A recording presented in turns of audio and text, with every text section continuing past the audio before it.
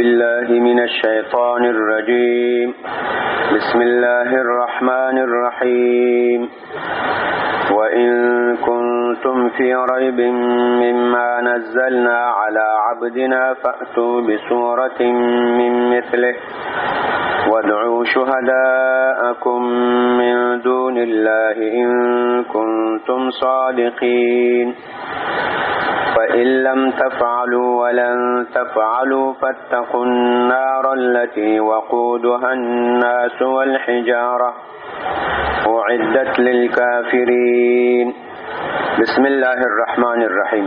سورة بقره آیت نمبر 23. موږ تاسو ویلو چې د دې سورة بقره په شروع کې الله تعالی هغه کتاب مختواضح کوم سه هدایت ده. ځکه سورة فاتحه کې موږ د هدایت سوال کړو، اهدنا الصراط المستقیم، یا الله موږ ته هدایت وکړه د سیده لارې. په سورة بقره کې الله تعالی دغه جواب موږ ته نازل کو. سیده لار کومه یو ده؟ هغه دغه قرآن ده. ذالک الکتاب لا ریب فیه هدى للمتقین. دا د عزت او د مرتبه کتاب سره په دې کې شک او شبهه نشته، او دا هدایت لپاره د پرهیزګارانو. تاسو خو په فاتحه کې سوال د هدایت کړو، هغه هدایت دغه ده. بیا سورۃ فاتحه کې د درې ډلو ذکر راغلی. یو هغه چې الله تعالی په انعام کړی، انعمت علیهم، بل هغه چې په غوی غضب شوی، مغضوب علیهم، بل هغه چې هغه گمراهان دي، بیلار خلق دي، حق لار جنی ورکه ده. دغه انعمت علیهم دا متقین ول. په سورۃ فاتحه کې د متقینانو صفات بیان کړل. دا ضالین او بیلار کسان گمراهان دا کافران ول. د کافرانو هم صفت بیان کړل. ان الذين كفروا سواء عليهم، او هغه مغضوب علیهم چې غضب په باندې شوی هغوی منافقان ول. د منافقانو تفصیل خو لټولو نه زیات وکړو، ځکه د هغوی معرفت ډېر سخت و. د هغوی دوه مثالونه ذکر.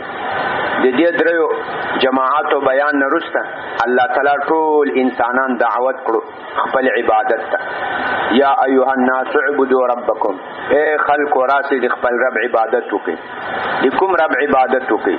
هغه رب چې پنځه کار یې کړي دي او دا بل هیڅ کوم نشي کولای.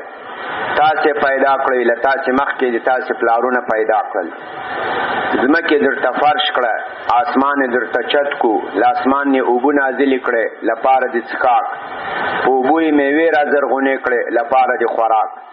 او په دې تاسو خپېږئ چې دا پنځه کارونه الله مخته کړی دي وانتم تعلمون. نو له الله سره نور شریکان مه جوړوئ، یو دی الله عبادت کوي. یا ایها الناس اعبدوا ربکم. اوس یو بل خبر کوي، دا نن خبرې ترازو. نن الله تعالی وایي چې د الله عبادت په کومه طریقه کوي. د الله عبادت به د نبی علیه الصلاۃ والسلام په طریقه، د قرآن په طریقه کوي. لزانه به عبادت ته طریقې نه جوړوي. که یو څوک وایي زه لمونځ کوم، خو لمونځ دا د نبی علیه الصلاۃ والسلام په طریقه ونه کړي. دغه وختونه چې قرآن بیان کړي دا طریقه چې نبی علیه الصلاۃ والسلام بیان کړي، لدې نه غیر د لمانځه بله طریقه جوړ کړي، دا الله ته قبول نه ده. څوک وایي زه حج ته ځم، خو دې بیت الله ته لاړ نشي، بل ځای چېرته ځان ته یو کمره ممره جوړه کړي، هلته همداسې غونډۍ منډېګانې جوړې کړي، میدانه یې جوړ کړي چې دا عرفات ته دا فلان ده دا فلان ده. د دې سړي دا عبادت قبول نه ده، دا سړی مسلمان نه ده، دا سړی کافر ده. ولې؟ د نبی علیه الصلاۃ والسلام له طریقې نه خلاف ده. په دغه په مخکې کې الله تعالی موږ خپل عبادت ته دعوت کړو چې یو د ما عبادت وکړي. اوس الله تعالی موږ سنت او د قرآن پیروي ته دعوت کوي چې راسي قرآن پسې روان سي، د نبی علیه الصلاۃ والسلام رسالت ومني، د قرآن حقیقت چې ثابت شي چې قرآن رښتیا دی الله کا کتاب شو، د نبی علیه الصلاۃ والسلام رسالت ور سره ثابت شو. ځکه چې دا د الله کتاب شو نو معلومه ده نبی علیه الصلاۃ والسلام ته الله ور کړی، نو نبی علیه الصلاۃ والسلام د الله رسول شو. الله تعالی څنګه دلته د نبی علیه الصلاۃ والسلام رسالت او د قرآن حقیقت ثابتوي؟ داسې ثابتوي. تاسو یو وردا خبر پیډي بلې خبرې ته وراسو. ګوري په دنیا کې داسې چلوي، هر چا سره سي هغه آلات او اسباب چیزونه پیدا سي چې لغه نه یو شی جوړیږي د انسانانو ترمنځ، هغه بیا هغه بل انسانم هغه شی جوړولای سي. مثال دا اټم بم سي، دا دا په مخکې وختونو کې صرف امریکې سره وو، روس سره وو، چاینا، فرانس، یو څو ملکونو سره وو، نور ملکونو نسوای جوړولای. بیا وروسته د دې انجینران هم لاړل، یو بل ځای د تعلیمونه وکړل، په پټه په ښکاره او په دې راغلل په خپلو ملکونو کې استدیم دا ایټم بم جوړ کو. مثال پاکستان هم جوړ کو، انډیا هم جوړ کو، یا ایران هم دا کوششونه روان کړي، کوریا هم جوړ کو، کوریا شمالي، جنوبي، نارت ویسٹ، د ټولو کوششونه وکړو جوړولای شي. که موږ تاسو تعلیم وکړو او دا آلات او اسباب راکړي، دا موږ تاسو هم جوړولای شي. په انسانانو کې دا بعیده نه ده چې یو انسان دی یو کار وکړي بل دی بیا نشي کولی، نه چې هغه هم هغسې آلات او اسباب پیدا کړي بیا یې جوړولی شي. خامخا یې څنګه کوي؟ جوړولی شي. دا څه لرې خبر نه ده، دا کېدی شي. د انسانانو منځ کې دا مقابله روانه پام دی ده چې یو ترقي وکړي بل هم هغسې آلات او اسباب برابر کړي هماغسې ترقي وکړي، کله له هغې نه هم پسې وړاندې شي. دا کېدی شي. الله دا خبر دلته په قرآن کې هم کوي. ګوره دا قرآن له همدغو حروفو نه جوړ ده. دا کوم چې موږ تاسې پې خبرې کوو، الف، با، تا، ثا، جیم، ح، خ، له دغو حروفو نه قرآن جوړ ده. په دې حروفو باندې ټولو عربو خبرې کولې، عربو په عربي باندې تکلم کول، عربي اشعار به ویل، قصیدې به ویلې، غزل به جوړول په عربي کې. الله تعالی ورته وایي چې وګورئ که دا قرآن د انسان جوړ وای، انسان خبرې وای، نو په انسانان خو یو د بل مقابله کولی شي. تاسو د دې قرآن مقابله کولی شي؟ نه نشئ کولی. معلومه ده چې دا د انسان د مخلوق جوړ نه ده. که د مخلوق جوړ وای خامخا به تاسو د دې څه شی کړي وای، د دې مقابله به هم کړی وای. معلومه ده دا د مخلوق کتاب نه ده، دا د الله کتاب ده، ځکه تاسو مقابله نشئ کولی. یا بل مثال ته وګورئ، یو بل وضاحت وکړو. دا د ځمکې خټې تیږې کاڼي که په امریکا کې یو لوړ بلډینګ جوړ شي، یا فرانس کې جوړ شي، یا چاینا کې جوړ شي، کولی شي په دې ملکونو کې هم د انجینران راټول شي، همدې کاڼو تیږو نه همغسې یو بلډینګ جوړ کړي، یا له هغې نه هم پسې لوړ کړي. کولی شي که نه شي کولی؟ او که نه. یو وخت په امریکا کې تر ټولو لوړ بلډینګونه وو، بیا وروسته په دوبۍ کې جوړ شو، هغه برج الخلیفه چې ورته وایي، بل پسې جوړ شو. کېدای چې اوس بل ملک کې کار شروع شي، تر هغې نه هم پسې لوړ کړي، تر هغې خو دغه برجونه، دا بلډینګونه دا له دې کاڼو، له دې توږو، له دې خټو، له دونه جوړېږي، له دې اوسپنې دا پکې کار کېږي. خو الله هم له دې کاڼې او له خټې او له تیږې له خاورې نه یو شی جوړوي. لوغونه دا انسان جوړ کو، له دې خټو او کاڼو، له دې تیږو نه، له دې خټې نه، له خاورې نه. انسان غوندې مخلوق انسانان جوړولی شي؟ نه نشي جوړولی. هغه انسانان چې په خپل منځ کې کوم شی جوړ کړی دی، په هغې کې یو د بل مقابله کولی شي. خو الله چې له دې ځمکې نه کوم چیز جوړ کړی دی، په هغې کې انسان د الله مقابله نشي کولی. دا خبره بعینه په قرآن کې ده. قرآن له همدغو الف با تا نه جوړ دی. دا کوم چې موږ تاسې پرې تلفظ کوو، له دغو الف با تا نه موږ تاسې خبرې جوړوو، اشعار جوړوو، قصیدې جوړوو، کتابونه لیکو، غزل جوړوو، ګمان سازندگان اوازونه جنې جوړوي. دا د کیسه روانه ده. خو الله چې له دې نه کوم قرآن نازل کړی ده، د هغې مثل بشر نشي جوړولی. معلومه ده چې دا د الله کتاب سو.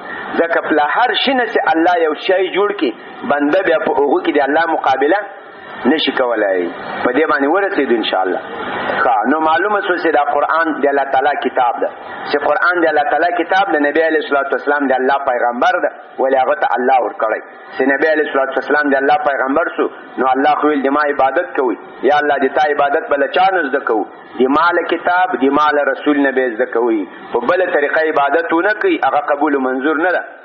وَإِن كُنتُمْ او کچرته یی تاسو اے مشرکانو فی ریبن پشک کی مما ریبن ویلو دا مصدر دا لراب یریب ریبن شک توای شبهه توای کچرته یی تاسو پشک کی مما لغه کتابنا نزلنا کوم چې موږ نازل کړی دا علی عبدنا په خپل بنده باندې محمد صلی الله علیه وسلم باندې فاتو نو تاثرات للو کوي بسورتن په یو صورت باندې لکه ان اعطیناک الکوثر فصل لربک وانحر ان شانئک هو الابتر دغه صورت په شان راتللو کوي من مثله لمثل دې قران کته قران کې شک لري لا هغه کتاب نه چې موږ نازل کړی په خپل بنده نو تاثرات للو کوي په یو صورت باندې لمثل دې قران ودعو او راوبولی را دعوت کوي دې مقابله ته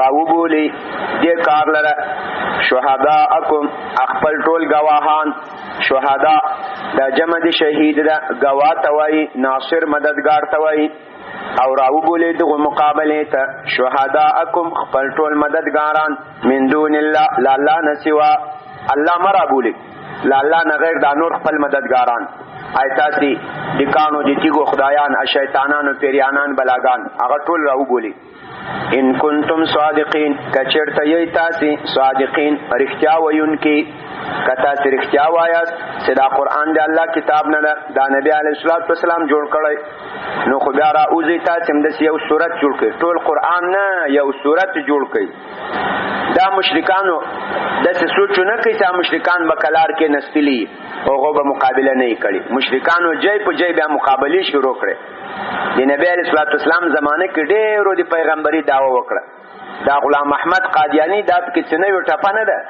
دا ډېرو د پیغمبري دعوی کړي او په خپل وخت کې ختم شوه دې ته تعجب نه کوي چې دوی ولې دا دعوه کړي دا نوې کیسه نه ده دا په هغه وخت کې خلکو دعوی کړي وي دا به ورستم په سره پیدا کیږي بل بداوو کې کېدای چې کابل کې کوم کسو کې په ایران کې وو کې په بل ملک دا داوی په هغه وخت کې یو د مسیلمه کذاب په نامو مسیلمه د خپل نومو د خدان ته نبی ویل مسیلمه النبی خو نبی علیہ الصلوۃ والسلام ورته کذاب او لوی دروغجن هغه د نبی علیہ الصلوۃ والسلام په نامو دای مشهور شو حدیث ځان ته کوم نبی ویل په هغه باندې مشهور نس دیوم د قران مقابله کوله بیا بل ځانه سورتونه آیاتونه جوړول یو ورځ د خپل مریدان د خپل مخلصین راټول کړو ورته وای تاسو راشي ما دی علم تر کیف فعل ربک باصحاب الفیل د دې سورت مقابله کې می آیاتونه جوړ کړی دي وغور تل خاطو وای کوم دي آیاتونه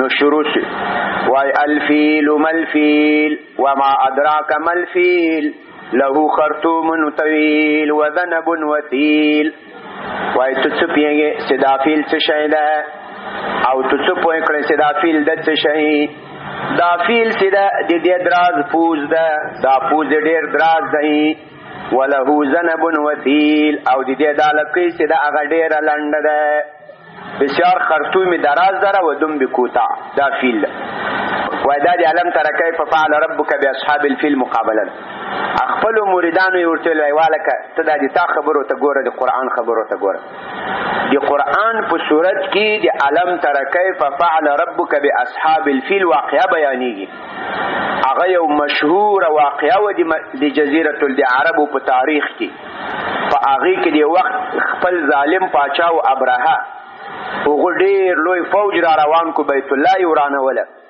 ولار کې الله تعالی په دې باندې ابابیل مرغان راولېګل ټول نیش تبا برباد کړل د بیت الله عزت پاږي کې را خوندې سو د عربو شان شوکت پاږي کې را ژوندې سو عربو ته د دې واقعې وجنه الله دومره عزت ورکو په شرق او غرب شمال او جنوب ته به سفرونه کول چا به ورته په بد سترګه نه کتل وای دا هغه عرب دي د بیت الله خادمان دي چې د دې له وجنه الله تعالی لو د ابرهه فوج تباکو هغه په عربو کې دومره مشهور واقعا و په اعداد اصحاب الفیل په واقع باندې بده حسابونه کول والکه ته دي څو کلو یې وای زه د اصحاب الفیل په کال باندې اتو کلو وم بس حساب کول ته دي څو کلو یې زه اصحاب الفیل نه 2 کال وروسته پیدا شوم زه 1 کال مخکې پیدا شوم دومره تاریخي مشهور واقعا و په عربو کې په هغه کې د بیت الله عزت را ژوندې سو د الله د قدرت نښانی را ژوندې سو د الله د بیت الله لوی دشمن تباسو د عرب او شان شوکت په دنیا کې خور سو سدا دون لوی خلک دي د تاوي شي جوړ کړی دا فیل څه شي ده او ته څه پوي کړی چې فیل څه شي ده د دې پوز ډیر دراز او د دې لکې ډیر اړند ده دا خلوند مرتو درې په دې باندې پوي بیا یو بل ورځ راوتل وای ما د القارعه سورت مقابله کړي دي چا القارعه ما القارعه امریدان ورته وای څنګه سورتونه آیاتونه د شروع سو ويا زفدعين بنت زفدعين نصفك في الماء ونصفك في طين لا الماء تقدرين ولا الشارب تمنعين وای اې دیو بو چونډخه او دی بل چونډخه بچي نیمای په اوبو کې نیمای په خټه کې نه اوبو خړې پړې کوي او نه چخون کې منی کوي. اے چونډخې دی بل چونډخې بچي نیمای په اوبو کې او نیمای په خټه کې نه اوبو خړوي او چې څوک راځي اوبو چخي انسان غوی حیوان هغه نه منی کوي. وای دا دی القاریه. بیا د خپل مریدان ورته ظالم دي تا خبرو ته ګوره د قرآن په قرآن کې د قیامت دی ورځ بیان کیږي. بیا د قیامت په ورځ باندې د خلکو کیفیت بیانېږي چې خلک به خوارو خواري دي پتنګانو په شان دا غرونه به پاسته ماستی لکه مالوچو په شان. بیا به بعضې کسانو ترازوګان درانوسي هغه به په بهترین خوشحاله ژوند کې وي. د بعضو ترازوګان به سپک سي هغوی به هلاک سي تباه سي جهنم به د دوی لازم الحال سي. حتی ته وګوره ته چونډخې بیان کوي چې چونډخه داسې د نیمای په خټه کې د نیمای په اوبو کې د بلې چونډخې بچی ده. په القاریه صورت کې الله تعالی د ټول عالم ذکر کوي چې د عالم به یو ورځ ختم سي د دې سلسله. بیا به ترازو د اعمالو شروع سي. بیا به د نیکانو داسې حال وي د بدانو به داسې حال وي. ته د تا خبرو ته ګوره د قرآن په هغې کې څومره لوی حقیقت او عبرت او سبق ده. اتا اسیا وایي خبرې دي. نو دا مقابله دوی په هغې وخت کې هم کړي الله شرمولي دي. دا به تر قیامته داسې دروغ جنان پیدا کیږي. بیا به وایي په ما دا نازل سوي په ما دا نازل سوي دي. څوک به ورسره مني نه که یو څو د روپو موپو د خپلو ګټو مټو لپاره ومني په وخت باندې به بېرته د دې هغه دروغ خلکو ته معلوم سي. نو دا مقابله دا په هغه وخت کې هم روانه وه هغې نه وروسته هم روانه. نو الله تعالی وایي وان کنتم او کچیرته یی تاسو فی ریب په شک کې مما د هغه کتاب نه دا فاصل کې من ماو دا من جاره ده ما موصوله ده په معنا د الذي بیا هغه مم هغه نون دی من هغه میم سو په میم دی ما کې مدغم سو مم ما سو کچیرته تاسو په شک کې یاست من ما لاغسنا نزلنا کوم چې موږ نازل کړی ده علی عبدنا په خپل بنده باندې نبی علیه الصلاة والسلام کتا چلاغې نه شک لرئ فاتو نو تاسو راتلل وکئ بصورتن په یو صورت باندې من مثله لمثل د قرآن. په دې کې دوه توجیهګانې دي. یا دا د هی ضمیر راجع کا ما نزلنا ته د ما موصوله ته ما نزلنا خو قرآن ده. نو تاسو راتلل وکئ په یو صورت باندې من مثله لمثل د قرآن. یا دا د هی ضمیر راجع کوي عبد ته کچیرته تاسو شک لرئ له هغه څه نه چې هغه موږ نازل کړی خپل بنده باندې نو تاسو راتلل وکئ په یو صورت باندې من مثل عبدنا لمثل د دې بنده دی مونږ دا د نبی علیه الصلاة والسلام په شان د یو بنده له خولې چې داسې آیاتونه راوړي یو صورت راوړي چې د نبی علیه الصلاة والسلام په شان باندې امي وي د نبی علیه الصلاة والسلام په شان باندې کتابت او قراءت او تلاوت نشي کولی لیکل نشي کولای لوست نشي کولای د داسې یو بنده نه ما ته یو صورت راوړي ودعو او د مناظرې د مقابلې ته راوبولې را دعوت کړي شهداءکم خپل ټول مددګاران من دون الله لا الله تعالی نه سوا ان کنتم صادقین کچیرته یاست تاسې صادقین جمع د صادق ده صادق رښتیا ویونکی رښتینی انسان هغه څوک چې هغه رښتیا وایي راستګو کچیرته یاست تاسې رښتیني کسان په دې خبر کې که تاسې په دې خبر کې رښتیني یاست چې دا قرآن د نبی علیه الصلاة والسلام خبرې دي د الله کلام نه ده نو خو راوړئ د دې یو صورت په شان. په عربو کې یو طریقه وه چې چا به یو شعر جوړ کو یو قصیده یو شعر به وویل هغه به بیا راوړ په بیت الله به یې ځوړند کو بیا به نور شعرا راتلل د دې شعر به وویل چې چېرته به چا د هغې مقابل کې شعر جوړ کړي دې پخوا به یې ځوړند کو نو خلک به پوه شول چې دا دوم شعر له اول شعر نه بهتر ده ښه ده په فصاحت و بلاغت کې هغه اول شعر به لرې کو ختم به کو دغو ته به دوی معلقه ویل ځوړند سوي شعرونه دا تقریبا و معلقه و اشعار همداسې د بیت الله په دیوال باندې ځوړند شول هغه کله به وی معلقه شپږ میاشتې و میاشتې یو کال به چا مقابله نه شوی کولی بیا به یو کال وروسته کوم بل شاعر پیدا شوی دې مقابله به وکړه داسې لکه معلقه د امرؤ القیس د زهیر ابن ابي سلمى د طرفه د عنتره داسې نور هم ډېر شعرا ول لکه اوس هغه په یو کتاب کې راجمع شوي په دې کې یو ورځ یو مسلمان ورغی دا ان اعطیناک الکوثر دا صورت په یو پرچه کې ولیکل د بیت الله په دیوال ځوړند هغه به شعرا راتلل ورته کتل بیا بلاړل بیا به راغلل هېچا یې مقابله ونه شوی کړی اخر یو کس راغلی ولاندې ورته لیکلي انا اعطیناک الکوثر فصل لربک وانحر ان شانئک هو الابتر. دی یو شاعر لاندې لیکلی ما هذا قول البشر، دا د بشر خبرې نه دي، د دې مقابله موږ نسو کولای. دا یو خبرې چا بیخته لیکلی وه، د خپلو اشعارو مقابلې به یې کولې، د قرآن مقابلې نه دی بالکل عاجز ول.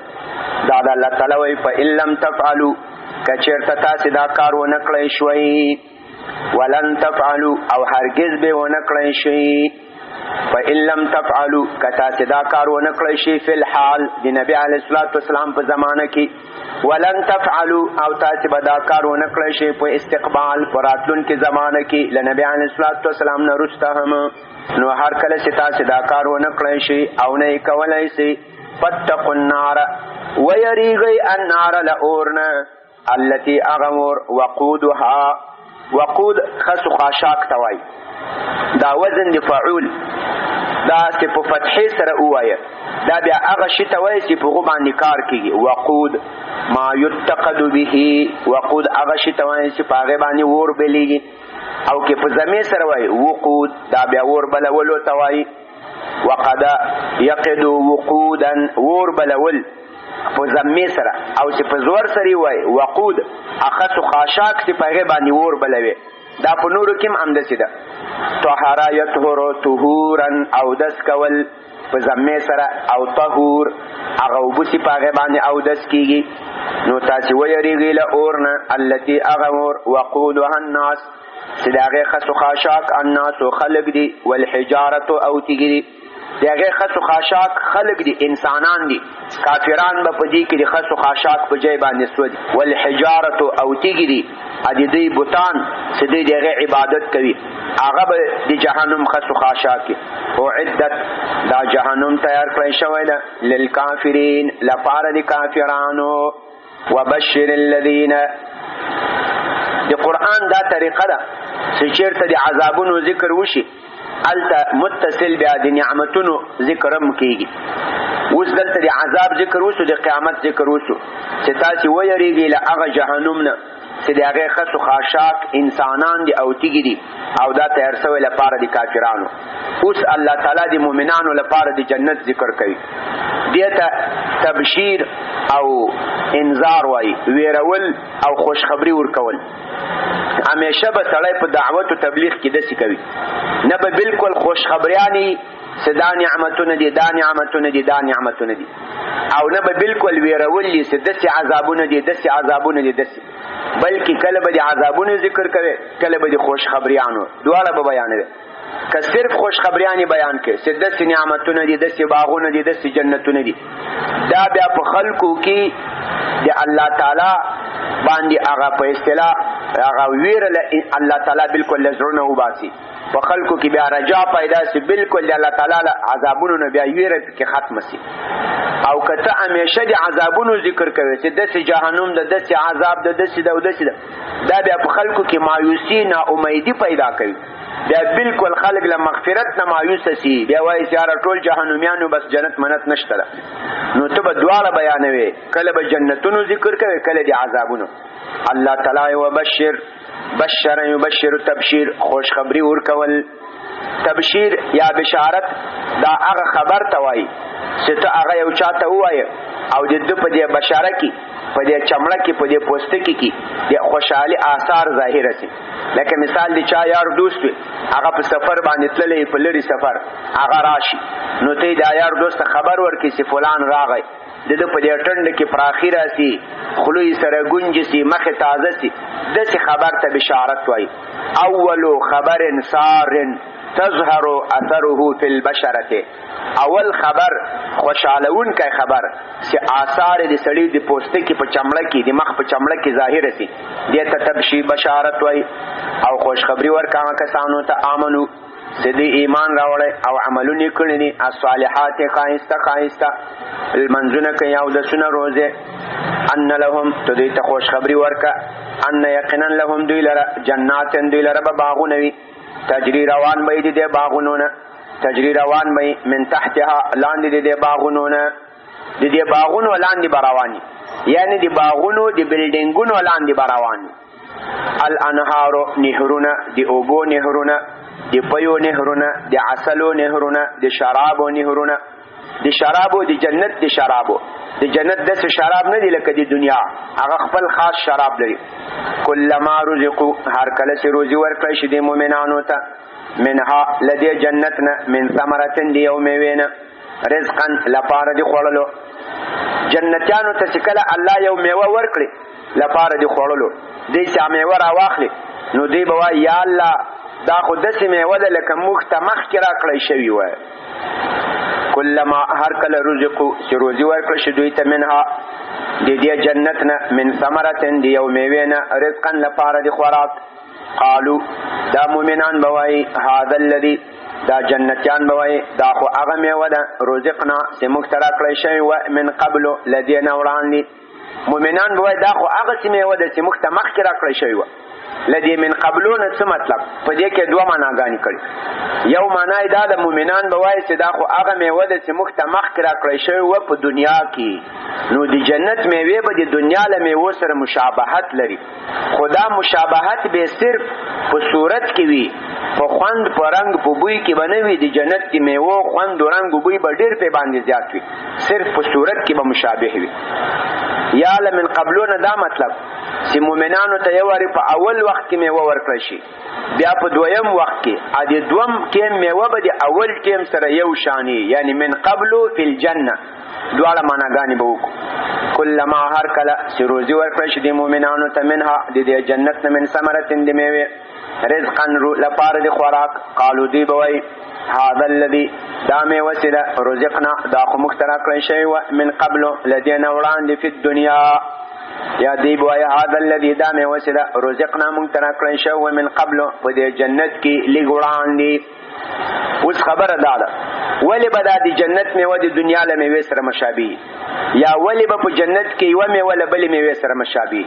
د دې وجه دا ده انسان چې الفت او انس لري هغه له هغه شي سره د الفت او انس زیات وي چې دی له هغې سره معرفت ولري. له هغې سره معرفت له کومې میوې سره سړی معرفت نه لري، انس نه لري، هغه که ښه میوه یم په اول کې سړي ته خوند نه ورکوي که څومره ښه قیمتي میوه وي.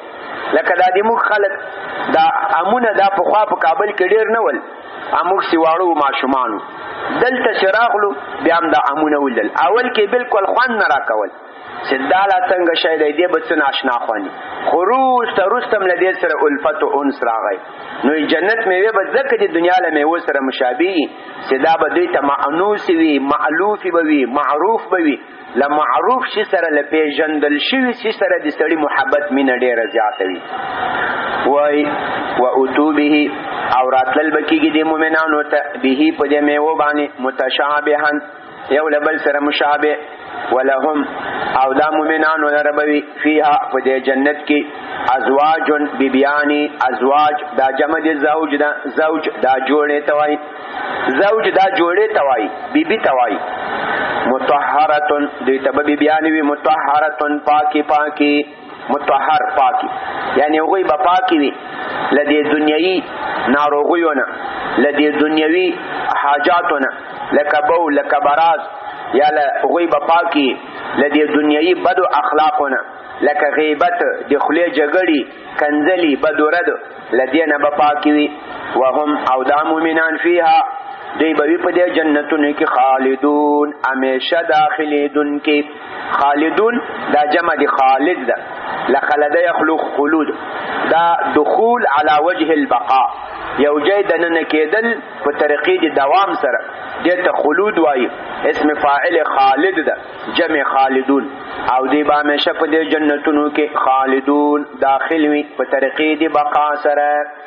سبحان ربك رب العزة عما يصفون وسلام على المرسلين والحمد لله رب العالمين والصلاة والسلام على خير خلقه محمد وعلى آله وصحبه أجمعين.